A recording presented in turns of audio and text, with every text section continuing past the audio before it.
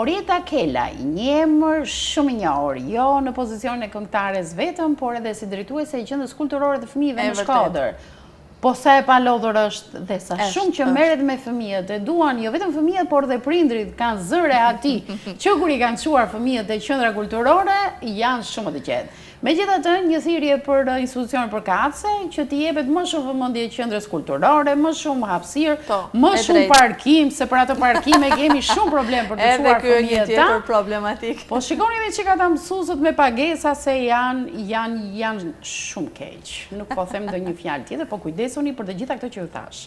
Le të shpejt ky emision megjithatë sot sjellim vetëm urimin dhe jo problematikën.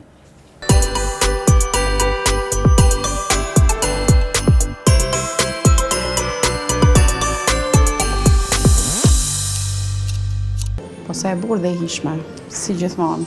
Ke një lloj magjie që o ta ka dhënë skena o ja ke dhënë ti skena, ose të dyja bashkë kombinuar kaq perfekt sa jo vetëm pozicionin si këngëtare, së fundmi po merr shumë lëvdate edhe në pozicionin e drejtueses së Qendrës Kulturore të Fëmijëve. Domethënë një shprehje që thon zakonisht familjarët është i ka vënë punët në vijë. Si ndihesh më mirë dhe atë merr shumë kohë ajo gjëja, ajo puna që e rëndësishme. Sigurisht që një punë më u krye ashtu si duhet, don përkushtimin e saj, aq më tepër kur bëhet fjalë për fëmijët, angazhimi duhet më kenë maksimal. Okej. Fëmijë janë shumë fëmijë aty. Pafondësisht. Numër i madh fëmijësh. Kam përshtypjen se edhe profesioni si mësuese të pati dhënë atë formën e menaxhimit, dhe tani e menaxhon atë situatë. 22 vitet punë arsim janë një bagazh i madh që një mësues apo një individ ka misupe, aq më tepër që edhe në rolin e mësueses, unë gjithmonë jam marrë me pjesën e aktiviteteve, kam kanë një mbështetje e madhe për me i dhënë dorë talenteve të reja në shkollat ku kam dhënë mësim. Okej, ti vë dhe shpirtin atë punë. Dhe ka ndonjë moment që teksa përballesh me sfidat e mëdha që ka si qendër pretendimet e fëmijëve, të prindërve të tjera, të ka përditshëm gjëra të vazhdosh si në përpara, pavarësisht vështirësive që dalin. Atëherë marrëdhëniet me fëmijët dhe me prind sigurisht që është për mua është pjesa më e lehtë.